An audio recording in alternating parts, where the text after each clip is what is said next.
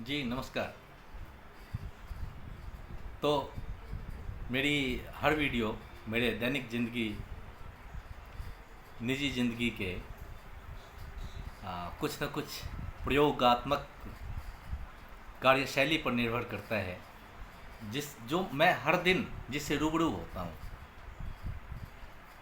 तो कल मेरी मुलाकात एक सहकर्मी से हुआ, जिसको मैंने 10-15 दिन पहले कुछ काम दे रखा था और वह शर्म के मारे मुझे बता नहीं पा रहा था कि वह काम पूरा नहीं कर पाया। वो मैंने उसे बुलाया।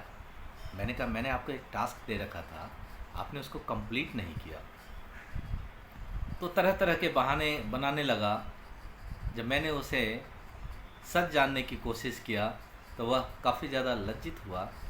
फिर मैंने उसे समझाया कि अगर आप नहीं कर सकते हैं तो आप बताया कीजिए, रास्ता बताया जाएगा, कैसे करें वो समझाया जाएगा, और आप ही उस काम को कैसे कर देंगे उसके लिए भी आपका सपोर्ट किया जाएगा। लेकिन अगर आप बताएंगे नहीं और अपने तक बातों को रखेंगे तो हमें पता कैसे चलेगा। इसको रिव्यू मैनेजमेंट कहते हैं। तो एक छोटी सी कहानी के माध्यम से कि लोग आखिर हिम्मत क्यों हारते हैं, क्यों हारना चाहते हैं, इस पे एक चर्चा कर लेते हैं। किसी भी सामूहिक जन चेतना को जागृत करने के लिए प्रारंभ तो खुद से करने की आवश्यकता होती है। अगर आपने खुद से प्रारंभ नहीं किया तो आप उम्मीद ही मत कीजिए कि आप अपनी टीम से वह काम करवा लेंगे। वह प्रारंभ चाहे कितना भी कमजोर क्यों ना हो, अगर आपने ठान लिया तो वह महाशक्ति बन जाती है। भयानक दावानल का जन्म भी एक छोटी सी चिनगारी से होता है। तो एक छोटी सी कहानी, अत्यंत प्राचीन काल की बात है। भारत के दक्षिण दिशा में किष्किंधा नाम का एक नगर था। यह नगर जो था विशाल पहाड़ियों की तलहटी में बसा हुआ था। पहाड़ के ऊपर एक विशाल झील थी। लेकिन उस नगर में पानी की सदैव कमी होती थी और हर साल न जाने कितने लोग, पशु पक्षी प्यास की वजह से मर जाते थे। नगर का एकमात्र जलाशय भी जल की आवश्यकता को पूरा करने में बिल्कुल ही असमर्थ था और झील से पानी लाना बिल्कुल असंभव था, क्योंकि झील पहाड़ की चोटी पे मौजूद था। 1 कोस दूर था वो। चारों ओर 20 हाथ ऊंचे और 40 हाथ मोटे पहाड़ों से घिरी हुई। उसको भेदना मनुष्य के वश की बात नहीं थी, शक्ति के बाहर की बात थी। अचानक एक बार सूखा पड़ गया, अकाल पड़ गया। जलाशय में जो पानी था वह भी सूखने लगा। नगरवासी बहुत चिंतित थे। चर्चा का विषय बना हुआ था कि यह पानी जल्द समाप्त हो जाएगा, फिर क्या होगा। धरती के नीचे दूर दूर तक पथरीली चट्टानें थी। कुआं खोदने से जल भी नहीं मिलना था। एक दिन लोग उस नगर में सोच विचार में ही लगे हुए थे। एक दिन लोगों ने देखा कि सुबह सुबह एक बिल्कुल ही कमजोर शरीर वाला वृद्ध व्यक्ति हाथ में एक फावड़ा लेकर पहाड़ की ओर जा रहा था। लोगों ने पूछा, बाबा यह खंता लेकर कहाँ जा रहे हो, यह फावड़ा लेकर कहाँ जा रहे हो। उस बूढ़े व्यक्ति ने जवाब दिया मुस्कुराते हुए, नगर में पानी न जाने कब समाप्त हो जाएगा, कहीं न कहीं से पानी का प्रबंध करना अति आवश्यक है। मैं पहाड़ में नहर खोदकर पानी लाने जा रहा हूँ। बोला तुम? लोग हंसने लगे। हंसते हंसते लोग पागल लोटपोट होने लगे। उन्होंने उस बूढ़े का मजाक उड़ाया, उपहास किया। बोला तुम और नहर खोदोगे? एक पैर कब्र में है और तुम नहर खोदोगे? बोला क्यों, क्या मैं मनुष्य नहीं हूं? जब भगीरथ मानसरोवर से गंगा नदी को खोदकर संपूर्ण भारतवर्ष के जल संकट को दूर कर सकते हैं, तो क्या मैं इस तुच्छ पहाड़ी को भी से नहर तक नहीं निकाल सकता? वह बूढ़ा आदमी अपने शहर के, अपने नगर के उन लोगों को हंसता हुआ छोड़कर चला गया। कुछ ही देर में पूरे नगर में यह बात फैल गई कि एक बिल्कुल ही कमज़ोर बूढ़ा पागल आदमी पहाड़ खोदने गया है। लोग उस मूर्ख को देखने के लिए समूहों में झुंड के झुंड पहाड़ के पास पहुंचने लगे, देखने लगे। लोगों ने देखा कि झील के चारों ओर पथरीली दीवार में एक स्थान पर छेद करने के लिए वह खंता चलाए जा रहा था। एक एक इंच के पत्थर के टुकड़ों को काट काट कर निकाल रहा था। एक नवयुवक ने उपहास उड़ाया, मजाक उड़ाया, बोला बाबा इस तरह से तुम अपने मरने तक एक हाथ से ज़्यादा पत्थर नहीं काट पाओगे, फिर पानी लेकर क्या करोगे। उस बूढ़े ने बड़े गंभीर स्वर में कहा, पत्थर काटते हुए कहा, बेटा राजा सगर ने अपने 60,000 श्रमिकों के साथ मानसरोवर के जल का रुख मोड़ने के लिए जब कोशिश कर रहे थे तो चट्टानों को बांधते समय उनसे दब कर मर गए। उनके पोते भगीरथ ने कभी यह नहीं सोचा कि उनकी मृत्यु हो जाएगी तो वो जल का उपयोग नहीं कर सकेंगे। वे आज नहीं हैं, लेकिन उनके द्वारा किए गए श्रम से आज भारतवर्ष में सभी लोग तृप्त हो रहे हैं। वह युवक सकपका गया। अकस्मात ही उसकी विचारधारा में परिवर्तन आया। उसने सोचा, मेहनत के फल के बारे में सोचते हुए यदि हम वास्तव में श्रम ही ना करें, मेहनत ही ना करें तो फल कैसे प्राप्त होगा। अगर हम पहले ही ठान लें कि यह काम नहीं होगा तो फिर हम सफल कैसे होंगे। तो इस कार्य को करते हुए अगर प्राण भी चले जाएं तो यश मिलेगा। भूख प्यास से मर के मरना क्या फायदा, कुछ करके मरते हैं। सफलता तो निश्चय ही नहीं मिलेगी, लेकिन इसी प्रकार अपने प्राणों की आहुति देने के लिए, इस कार्य के लिए अगर करने लगे और अगर सफल हो गए तो कुछ पीढ़ियों के बाद नगर का जल संकट दूर हो जाएगा।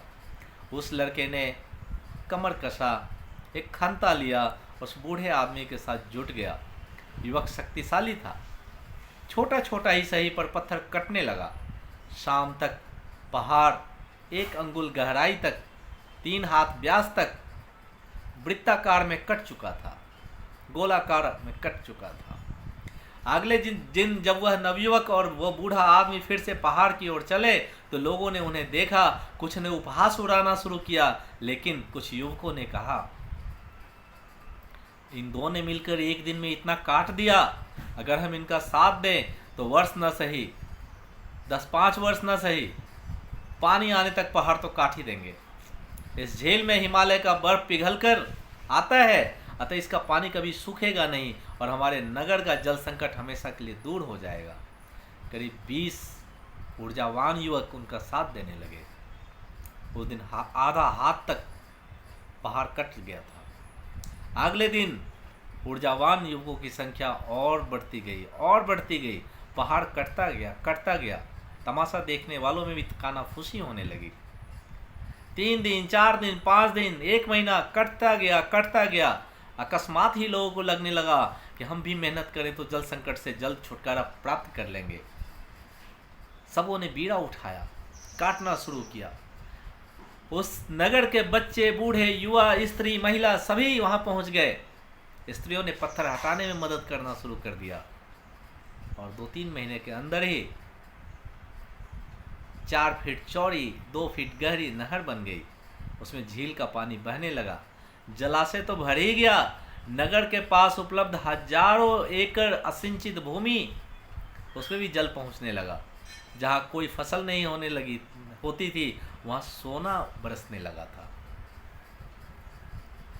लोगों ने एक जनसभा बुलाई, उस वृद्ध व्यक्ति को सम्मानित किया और उसने कहा,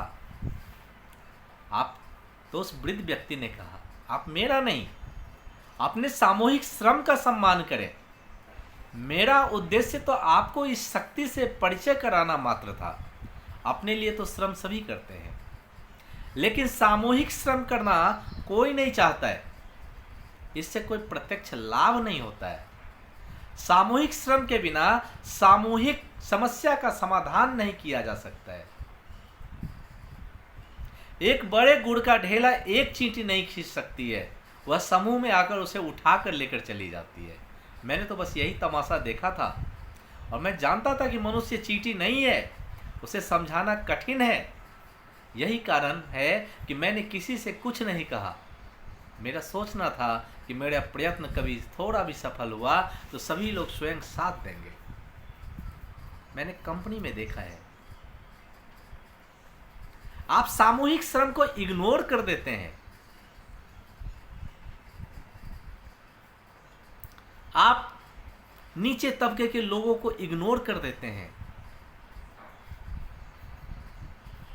जबकि उनकी मेहनत काबिले तारीफ होती है।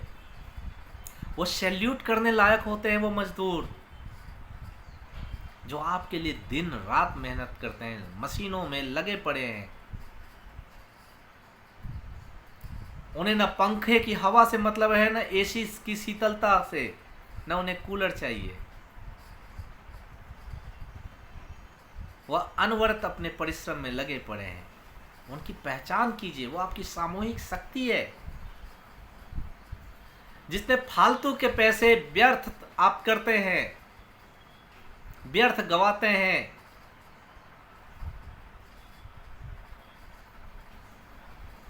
आप उनको मोटिवेशन के तौर पे दीजिए। सामूहिक श्रम का फिर नतीजा देखिए, और सामूहिक श्रम का ही नतीजा है कि आप इस कदर आगे बढ़ते चले जाते हैं। अकेला चना कभी भार नहीं फोड़ता। एक ईंट से आप दीवार नहीं खड़ा कर सकते। एक पन्ने से आप कभी किताब का निर्माण नहीं कर सकते। एक शब्द से आप कभी वाक्य की रचना नहीं कर सकते।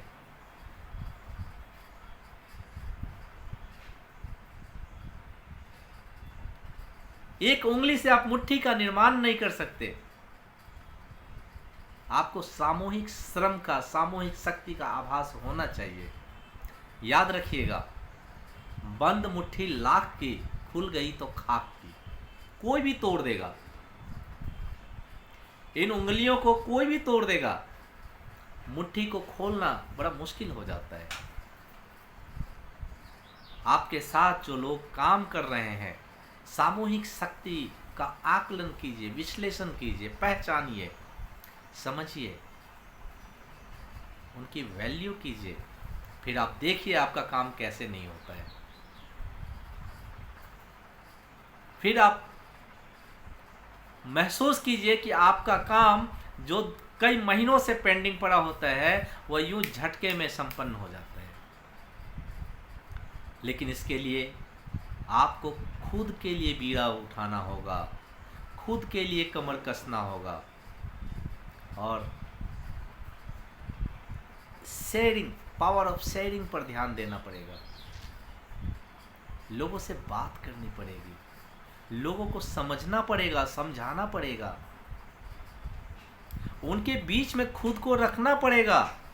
उनसे दूरी बनाइएगा तो आप सामूहिक श्रम की वैल्यू नहीं समझ पाइएगा। अगर आपने अपनी बातों को किसी से बताया ही नहीं, तो फिर वह संपन्न नहीं हो पाएगा। तो याद रखिएगा, साथ ही हाथ बढ़ाना। एक अकेला थक जाए तो मिलकर साथ निभाना, साथ ही हाथ बढ़ाना।